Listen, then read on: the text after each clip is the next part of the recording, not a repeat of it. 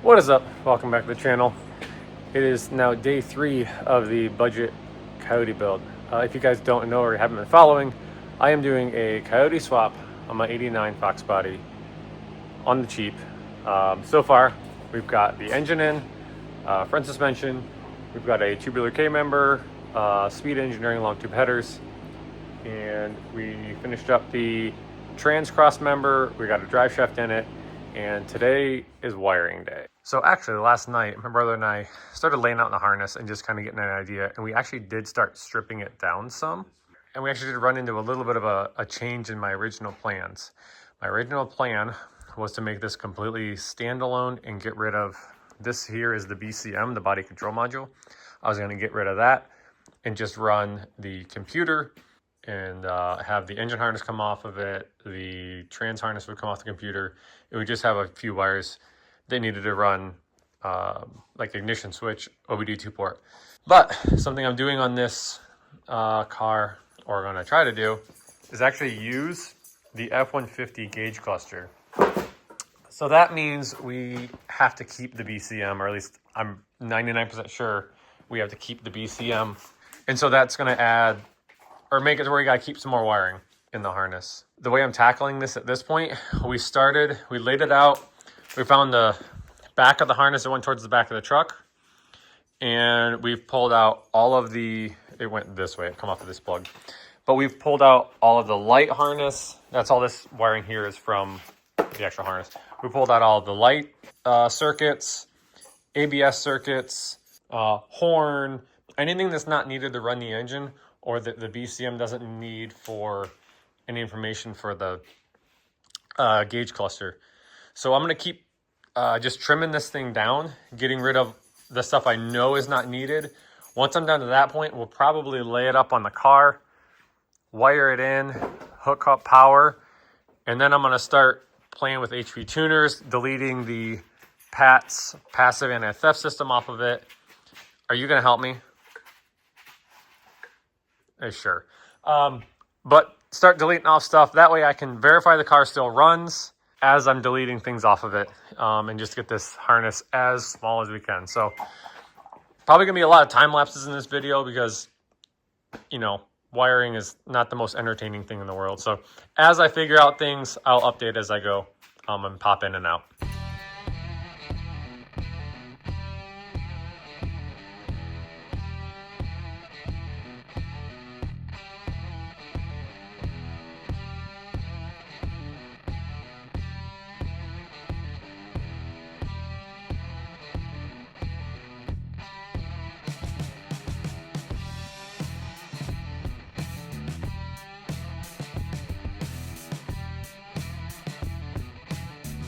All right, so we've been at this for a couple hours. We've got it trimmed down pretty far. We don't want to go much further until we get it connected to the car and we verify that we're not screwing ourselves. We still have a lot of wiring, I think, to pull out of the column area. But again, we don't know what's what at this point. So I think we're going to work on getting this kind of drug over to the car and haphazardly hooked up. And start going from there. I'm going back up. Not right now.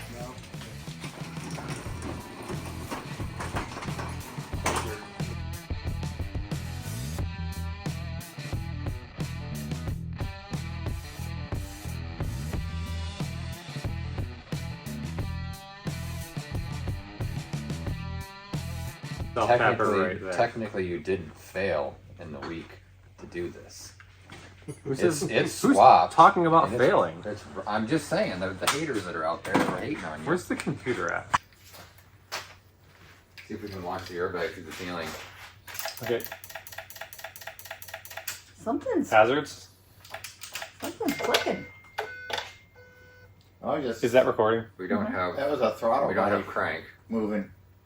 Seen something in the throttle body move. Yeah, it'll. Yep. We probably need to check grounds. Okay, so we got the harness draped across, put power to it. We're not getting any crank. We're not getting any, the instrument cluster is not lighting up, and then the scan tool is not connecting to the PCM. So I think we have a PCM power issue. So we're sorting through wiring diagrams and trying to sort that out. As soon as we get some progress, I will check back in. All right, so it's been 6 hours of us messing around with this thing, and we have come to the realization. I talked to Lethal Nate Automotive Performance Wiring. Sorry. He's been super helpful with this, giving me a lot of information. We messed up. We're not going to be able to use the body control module, I don't think.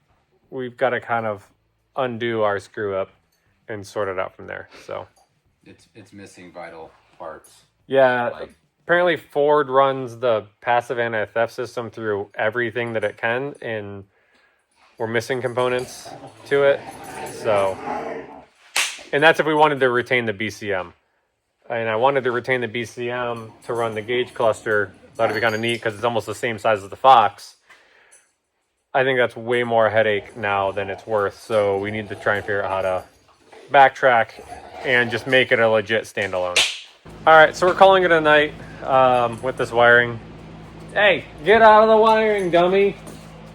But I'm going to roll this video into 2 days. So day 3 and 4 will be all together. So I will see you tomorrow. All right, so let me give you an update from where we were yesterday because we ran into some major issues. So let me flip this around and show you where I'm at. Okay, so as you can see, the harness is back out of the car. I got talking to Nate from Lethal Nate Performance and Automotive. He's been a huge help with the issue we were having. Ended up being that trying to use the BCM and the gauge cluster and all that, it was way more headache than what it was worth. So with Nate's help, I've been able to trim this harness down a ton. I still am working on it with his guidance, but this is kind of where we are trimmed down to now compared to yesterday when we had that whole harness wrapped around the car. I can show you the pile of wiring we got back here. This is all the wiring that we stripped out. There's the BCM, and I've been actually reusing some of the wire for some of the stuff that I have to add into the harness and all that. And then also, I didn't touch on this yesterday, but we got the battery relocated to the trunk. My dad's working on routing the positive cable up to the front. When the car's back down, I can show you that. But I'm gonna keep plugging away at this wiring, and hopefully here before too long, I should be able to test it and see if we have communication with the computer and that the computer wakes up, which it wasn't doing yesterday.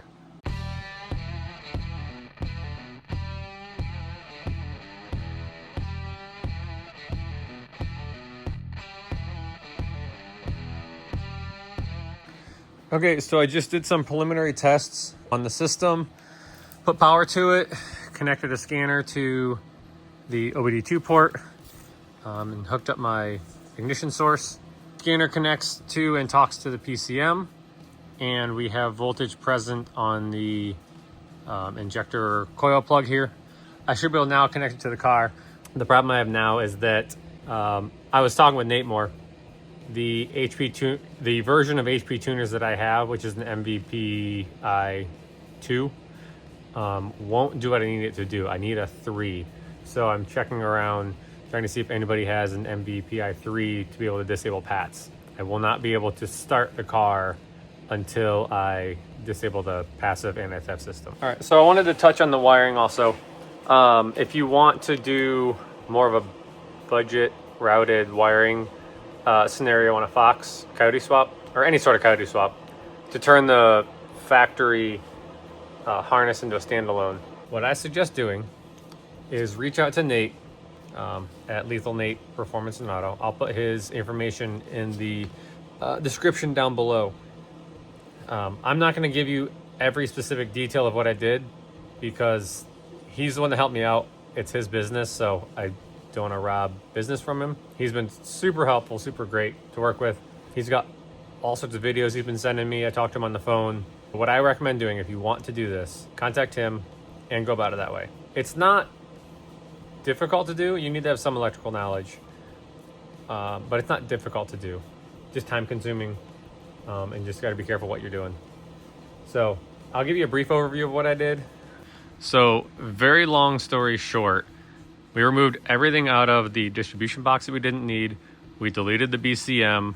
So basically we're left with the distribution box, the fan, the fan leads, obviously the PCM. We've got OBD2 port, throttle pedal, mass airflow sensor, and we've got your injector slash coil. This goes to the O2 sensors. Yeah, that's it. So again, if you're wanting to tackle this sort of project, contact Nate. He will help you out. It is still significantly cheaper than buying a Ford control pack or anything like that. If you don't want to tackle it, you can send your harness to him and he'll do this for you and send it back to you. But yeah, like I said, his information is down below. I highly recommend contacting him if you're wanting to use a stock harness from like a donor vehicle. While I'm waiting on the MVPI 3 to turn off PATs, I don't want to start buttoning up this harness yet until I can verify that it works, like looming it and all that. I did hook it all up, power it up. I can communicate with it. It actuates the throttle body. And then the scanner is it's communicating with the engine. I can see various things. I can see the TPS angle, all that sort of stuff. So while I'm waiting, I'm gonna start routing the Mustang harness, tucking it through the fender well, so that I can get it hooked up back to the lights and just kind of keep making progress on some of the other wiring. I got the alternator wired up. Oh, let me show the battery box in the trunk. We got the cable ran up underneath the car, just about to the starter. Need to make the final connection there. Got the battery box right here. We welded a bolt onto the shock tower, which is nice and thick, lots of metal. Got our nice heavy gauge ground going there. So yeah, I need to just kind of work on getting this all tucked away. I'd like to try and figure out what of this I can remove. And then we'll also need to figure out what needs ground, what needs power to then power up the Mustang.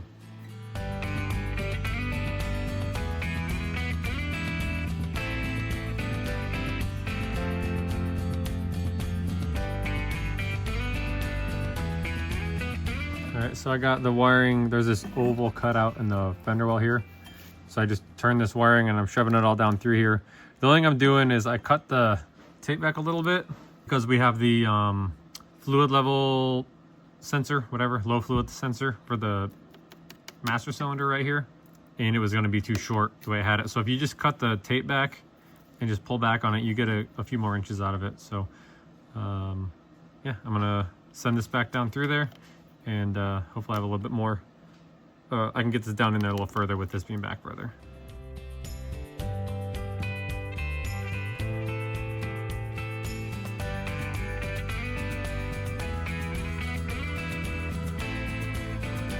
That's kind of how you tuck the wiring harness on a Foxbody. I think normally they bring them out here. I think on like the regular V8 cars, they bring some back out here for your coil and whatnot that's mounted right here. But I'm just going to run the light harness up under here. It'll come out up in here, plug it in, run it across core support, and that'll all be tucked away and nicely hidden. All right, so I was able to find an MVPI 3. I went in and got PATs disabled. I think it's good to go, so this will be the first attempt at starting it. We don't have the fuel system done yet, so we're just going to use brake clean and see what it does. Ready?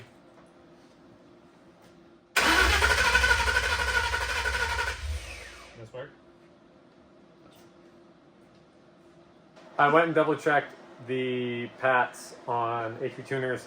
Apparently I didn't disable it, so it's writing now and we'll retry it in a minute. Yeah, now we're Recording. All right. Take Dose.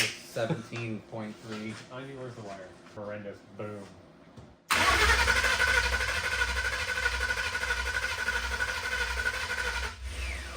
Okay, attempt number 3. I realized in HP tuners I wasn't clicking right complete or right entire. We're assuming it's going to work now.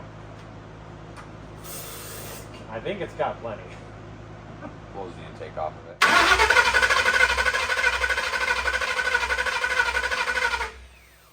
Sounds different.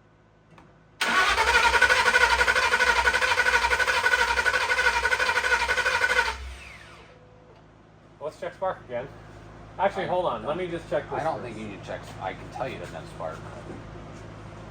Alright, so I'm sitting in the airport editing this, and I realized that in the moment I didn't explain what was going on.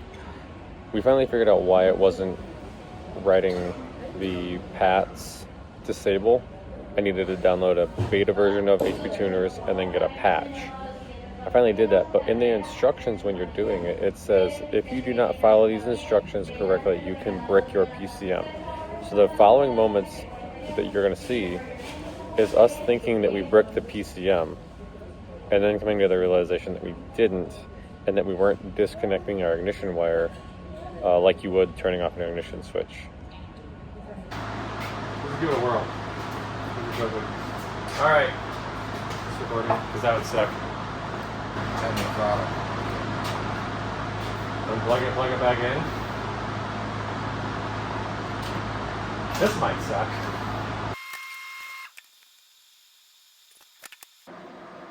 What is that little? You have to shut the key off after every time you write it. Yeah. I didn't think it was brick because it said it was successful and everything. That's why earlier when I was having issues, I needed to turn it off, turn it back on. Yeah, you gotta shut it off for what, 3 seconds? Or... Yeah, key it off and then get it back on. Hey, look, we connected.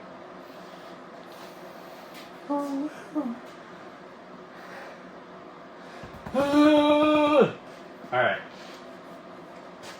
Now attempt number 4. That is a motor when it's running.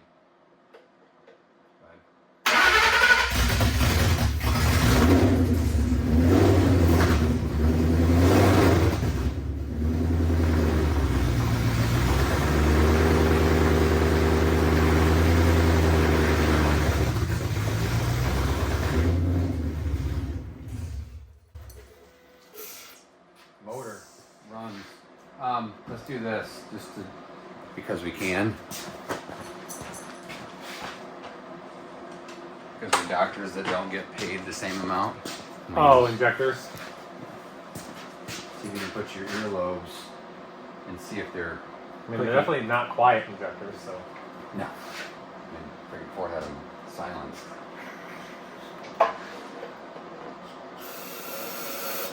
If you couldn't catch that, we're checking to see if the injectors are firing.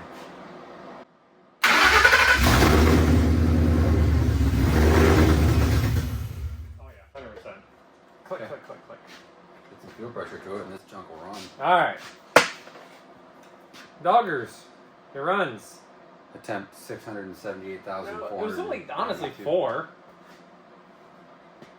5-ish. Pretty sure we could have done this last night. If we would have, Known the proper information. Yeah. Alright, we're going to try and get some fuel system in it so that we can actually woo-bang it. So we're starting on the fuel system. When we get the car back down, I'll show you how we connected it up there. But we're running this plastic fuel pressure hose line, tubing, whatever, dormant fuel line. Running it out the wheel well here, trying to keep it away from the headers. And then kind of just going to follow the factory 4-cylinder fuel lines to a certain extent. I'm going to work on dropping the tank down. We're going to run the C6 Corvette fuel filter / regulator. It'll return. So you have your supply out of the tank, and then which one's, that's probably to engine? That's return. Oh, that's return? That's the engine. Yeah, so one goes to the engine, and then one returns back to the tank. So you don't have to run a whole... And they're regulated at 58 to 62, something like that, somewhere in that range, So, which is what this needs. Yep. So we're gonna get the fuel system going. That way, this thing can fire up and sit there and run.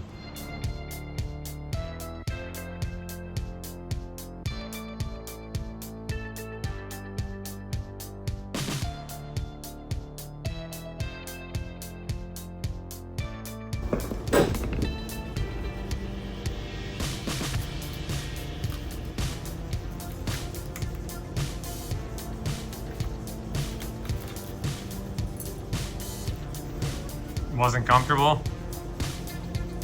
Wasn't feeling it? Lay down. Because the BCM wasn't it.